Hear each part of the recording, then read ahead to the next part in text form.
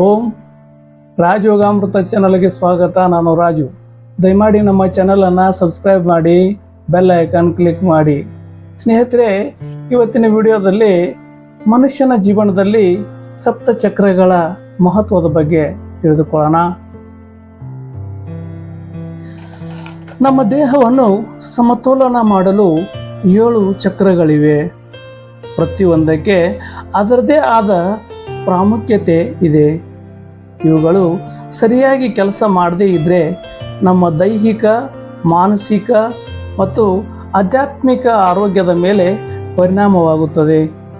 ಹಾಗಾದರೆ ಈ ಚಕ್ರಗಳು ಯಾವುವು? ಅವುಗಳ ಮಹತ್ವವೇನು? ಸಮತೋಲನದಲ್ಲಿಡಲು ಇಡುವ ಉಪಾಯಗಳೇನು ಎಂಬ ಬಗ್ಗೆ ತಿಳಿಯೋಣ. ಮೊದಲನೇ ಚಕ್ರ ಮೂಲಾಧಾರ ಚಕ್ರ. ಈ ಚಕ್ರವನ್ನು ಜೀವನದ ಮೂಲ ಆಧಾರವೆನ್ನಲಾಗಿದೆ.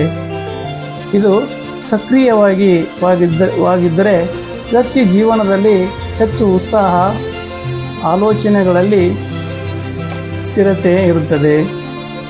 ಮೂಲಾಧಾರ ಎಂದರೆ ಅಡಿಪಾಯದೇ ಅಸ್ಥಿರವಾದರೆ ಆತಂಕ ಹೆಚ್ಚುತ್ತದೆ. ಈ ಚಕ್ರವು 4 ದಳದ ಕಮಲದ ರೀತಿಯಲ್ಲಿ ಇದೆ. ಮನಸ್ಸು, ಬುದ್ಧಿಶಕ್ತಿ, ಪ್ರಜ್ಞೆ ಮತ್ತು ಅಹಂಕಾರವನ್ನು ಇದು ಸಂಕೇತಿಸುತ್ತದೆ. ಇದರ ಬಣ್ಣ ಕೆಂಪಾಗಿದೆ. ಬೀಜ ಮಂತ್ರ ಲಂ ಆಗಿದೆ. ಇನ್ನು 2ನೇ ಚಕ್ರ ಸ್ವಾಧಿಷ್ಠಾನ ಚಕ್ರ. ಈ ಚಕ್ರವು ಬೆನ್ನು ಮೂಳೆಯ ಕೆಳಭಾಗದಲ್ಲಿದೆ. ಇದು ಮುಖ್ಯವಾಗಿ ಅಂಡಾಶಯಗಳ ಉತ್ಪಾದನೆ, ಲೈಂಗಿಕ ಗ್ರಂಥಿಗಳ ಸಂಯೋಜನೆ, ಸಂತಾನೋತ್ಪತ್ತಿಗೆ ಸಂಬಂಧಿಸಿದ ಜಲತತ್ವ, ಕೋಮಲತೆ, ಸ್ವಯಂಭಾವನೆಯ ಹರಿವು ಇದರ ಗುಣವಾಗಿದೆ.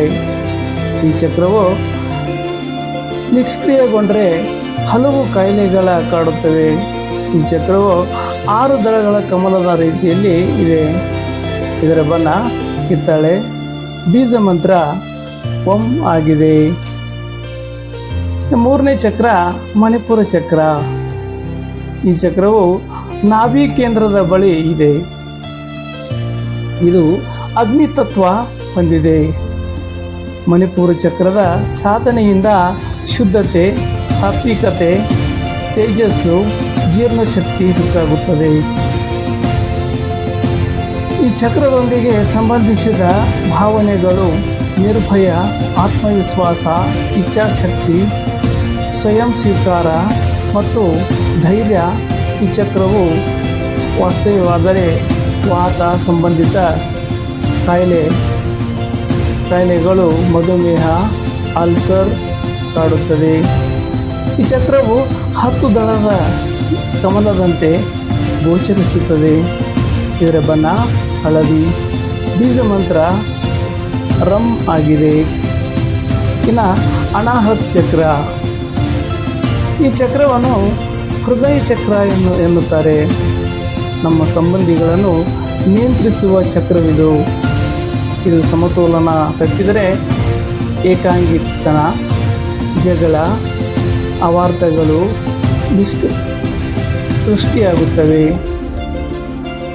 ಯಾರಾದರೂ ವಿವಾಹ ವಿಳಂಬವಾಗುತ್ತಿದ್ದರೆ ಈ ಚಕ್ರದ ಮೇಲೆ ಗಮನ ಹರಿಸಬೇಕು.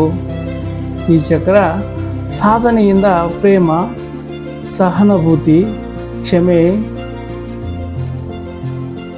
ಭಾವಾತ್ಮಕ ಭದ್ರತೆ, ಮಿತ್ರತ್ವ ಗುಣಗಳು ಬರುತ್ತಿವೆ. ಈ ಚಕ್ರ ನಿಷ್ಕ್ರಿಯವಾದಲ್ಲಿ ಹಲವು ರೋಗಗಳು ಕಾಡುತ್ತವೆ. ಇದರ ಬಣ್ಣ ಹಸಿರು. ಬೀಜ ಮಂತ್ರ ಎಂ ಆಗಿದೆ. ಇನ್ನು 5ನೇ ಚಕ್ರ ವಿಶುದ್ಧಿ ಚಕ್ರ. ಇದು ಗಂಟಲು ಚಕ್ರ. ಸಂವೇದನೆ, ಸೃಜನಶೀಲತೆ ಮತ್ತು ಪ್ರತ್ಯೇಕತೆಯನ್ನು ವ್ಯಕ್ತಪಡಿಸುವ ನಮ್ಮ ಸಾಮರ್ಥ್ಯದ ಮೂಲವಾಗಿದೆ. ಈ ಚಕ್ರದಿಂದ ಸಾಧಕನಲ್ಲಿ ಶುದ್ಧ ಸೌಂದರ್ಯ, ಸತ್ಯ, ನಿರ್ಮಲತೆ ಉಂಟಾಗುತ್ತದೆ. ಹಾಗೆಯೇ ಈ ಚಕ್ರವು ನಮ್ಮ ಸಂಶೋಧನಾ ಪ್ರಕ್ರಿಯೆಗೆ ಮೂಲಾಧಾರವಾಗಿದೆ. ಇದರ ಕಾರ್ಯ ಕುಂಠಿತವಾದರೆ ಸಂವಹನ ಪರಿಣಾಮಕಾರಿಯಾಗಿ ನಡೆಯುವುದಿಲ್ಲ. ಗಂಟಲು ಮತ್ತು ಶ್ರವಣ ಸಂಬಂಧಿತ ಕಾಯಿಲೆಗಳು ಶೀತ ಕಾಡುತ್ತದೆ. ಇದರ ಸಾಧನೆಗೆ ಹಂ ಮಂತ್ರವನ್ನು ಪಠನ ಪೂರಕವಾಗಿದೆ. ಇದರ ಬಣ್ಣ ನೀಲಿಯಾಗಿದೆ. ಬೀಜ ಮಂತ್ರ ಹಂ ಆಗಿದೆ. ಇನ್ನು 6ನೇ ಚಕ್ರ ಆಜ್ಞಾ ಚಕ್ರ. ಈ ಚಕ್ರವು ಕಣ್ಣು ಮತ್ತು ಹುಬ್ಬಿನ ನಡುವೆ ಇದೆ. ಪರಮಶಿವನ 3ನೆಯ ಕಣ್ಣಿನ ಹಾಗೆ ಈ ಚಕ್ರವು ಕೋಪ, ಜ್ಞಾನ ಮತ್ತು ಜಾಗರಣೆಯನ್ನು ಪ್ರತಿನಿಧಿಸುತ್ತದೆ. ಮನಸ್ಸನ್ನು ನಿಯಂತ್ರಿಸುತ್ತದೆ. ಹಾಗೆಯೇ ಸಂಕಲ್ಪ ಸಿದ್ಧಿಗೆ ಕಾರಣವಾಗಿದೆ. ಆತ್ಮದ ದಿವ್ಯ ಶಕ್ತಿ ಜ್ಞಾನ ಹೆಚ್ಚುತ್ತದೆ. ಈ ಚಕ್ರವು ಸರಿಯಾಗಿ ಕಾರ್ಯನಿರ್ವಹಿಸದೇ ಇದ್ದರೆ ದೃಷ್ಟಿದೋಷ, ತಲೆನೋವು, ರಾತ್ರಿ ಕುರುಡತನ ಕಾಡುತ್ತದೆ. ಈ ಚಕ್ರವು 2 ದಳಗಳ ಕಮಲದಂತೆ ಗೋಚರಿಸುತ್ತದೆ. ಇದರ ಬಣ್ಣ ತಿಳಿ ನೀಲಿಯಾಗಿದೆ. ಬೀಜ ಮಂತ್ರ ಓಂ ಆಗಿದೆ. ಇನ್ನು ಕೊನೆಯ ಚಕ್ರ ಸಹಸ್ರಾರ ಚಕ್ರ. ಈ ಚಕ್ರವು ತಲೆಯ ಮೇಲ್ಭಾಗದಲ್ಲಿದೆ. ಇದು ಆನಂದವನ್ನು ಪ್ರತಿನಿಧಿಸುತ್ತದೆ. ಈ ಚಕ್ರದ ಕಾರ್ಯ ಸರಿಯಾಗಿದ್ದರೆ ಆ ವ್ಯಕ್ತಿಯಲ್ಲಿ ಯಾವುದೇ ದ್ವಂದ್ವ ಸಂಘರ್ಷಗಳು ಅವಕಾಶವಿಲ್ಲ. ಈ ಚಕ್ರದ ಸಾಧನೆಯಿಂದ ಮಾನವ ಶೋಕಮುಕ್ತನಾಗುತ್ತಾನೆ, ಪರಮಜ್ಞಾನಿ ಹಾಗೂ ತ್ರಿಕಾಲದರ್ಶಿಯಾಗುತ್ತಾನೆ.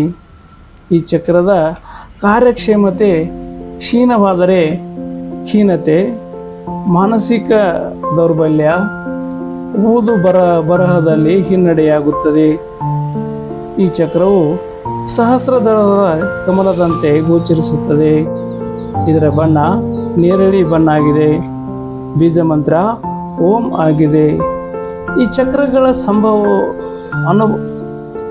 ಅನುಭವ ಸಾಧಕನ ನೇತ್ರರ ಸಾಧನೆಯ ಮೂಲಕ ಲಭಿಸುತ್ತದೆ. ಆತನನ್ನು ತಾನಾಗುವಂತೆ ಮಾಡುತ್ತದೆ.